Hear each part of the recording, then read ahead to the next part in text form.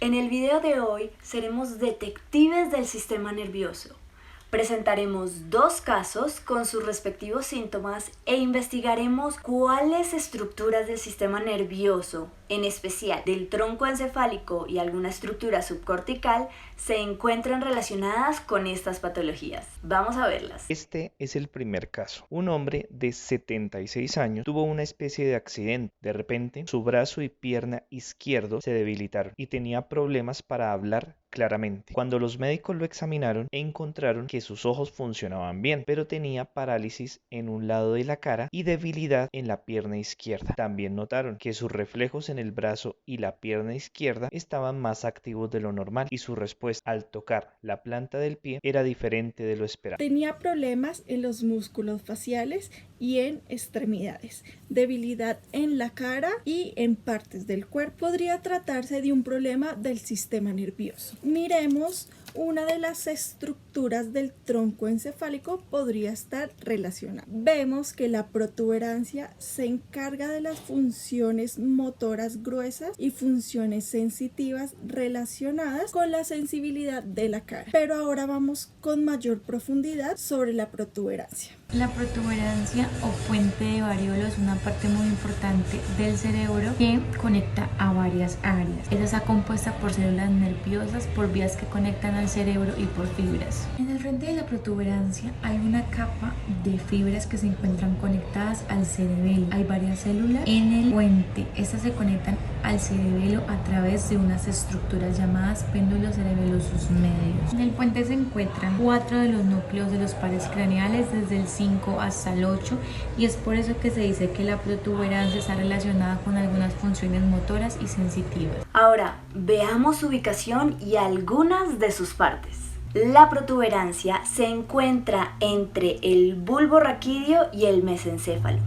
Se divide en dos partes, la porción ventral y la porción dorsal. La parte ventral se llama basilar. Está conectada con el bulbo raquídeo y con los péndulos cerebelosos medios. La dorsal se llama tegmen. Está relacionada con los nervios craneales y la formación reticular, que juega un papel en mantenernos despiertos y alertas. Dentro de esta estructura se encuentran cuerpos trapezoides y el núcleo olevar superior, importantes para la audición. Su cara frontal es convexa y por ella pasan fibras cerebrales que conectan con el nervio trigémino. En su cara posterior tiene forma triangular y está cubierta por el cerebelo. Dentro del puente de Barolio encontramos muchas neuronas agrupadas en pequeños núcleos, llamados núcleos del puente. Se dividen en dos grupos: núcleos basales del puente, involucrados en transportar información desde la corteza cerebral hacia el cerebelo y ayudan en la coordinación de los movimientos voluntarios, como caminar. Y la segunda, núcleo reticulotegmental, relacionado con la formación reticular y desempeña un papel en mantenernos alerta y consciente. Además, hay vías importantes que permiten que la información viaje. Estas son tracto corticopontino. Comienza en la corteza cerebral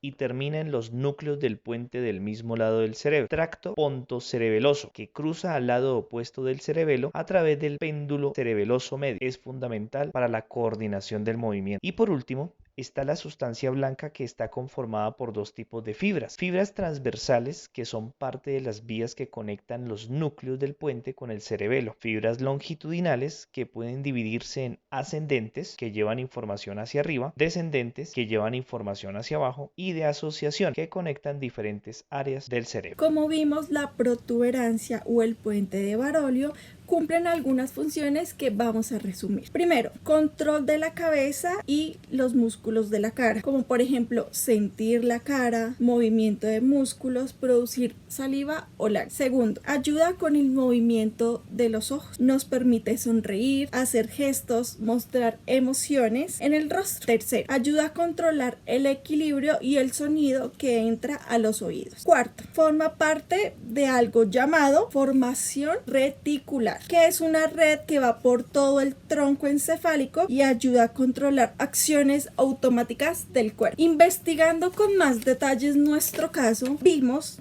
exámenes e imágenes que mostraron una lesión en la parte del cerebro justamente en esa área.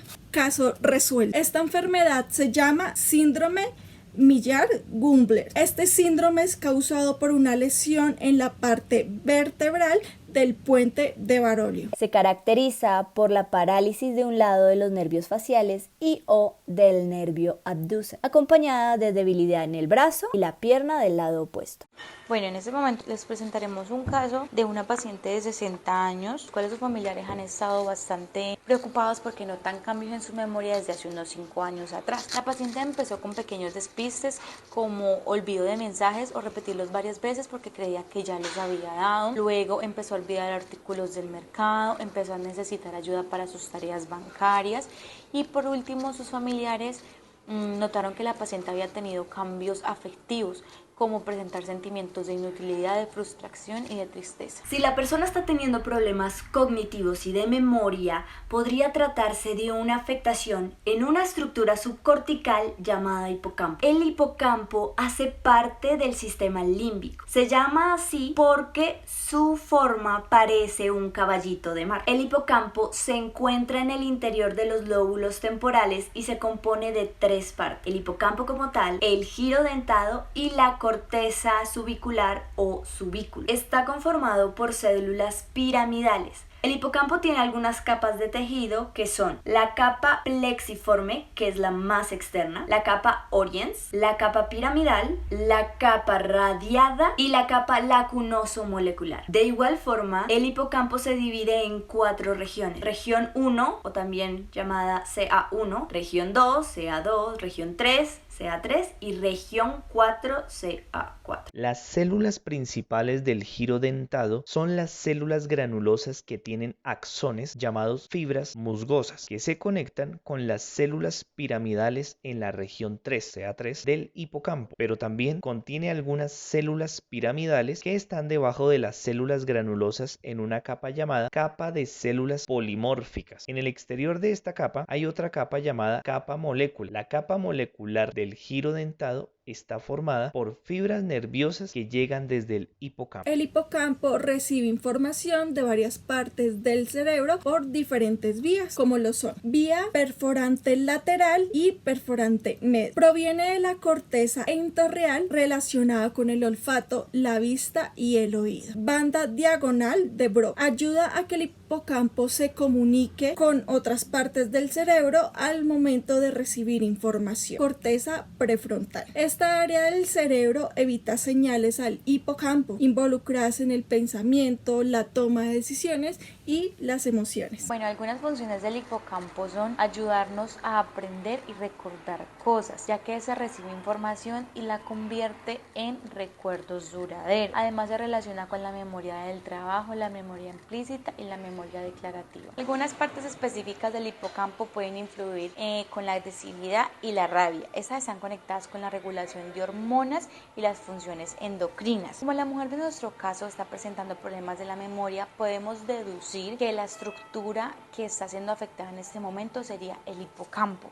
Caso resuelto, paciente está presentando la enfermedad de Alzheimer. El Alzheimer es una afección neurodegenerativa que afecta la función cerebral y se manifiesta principalmente en adultos mayores. En esta enfermedad el cerebro se va encogiendo y las neuronas mueren. Se considera la causa más común de demencia. El síntoma más conocido, como vimos en el ejemplo, es el deterioro gradual de la memoria. Como vimos, las estructuras del tronco encefálico y las estructuras subcorticales son de gran importancia para nuestro funcionamiento y están interconectadas, por lo que su afectación podría desencadenar diferentes patologías que tenemos que tener en cuenta a la hora de un diagnóstico.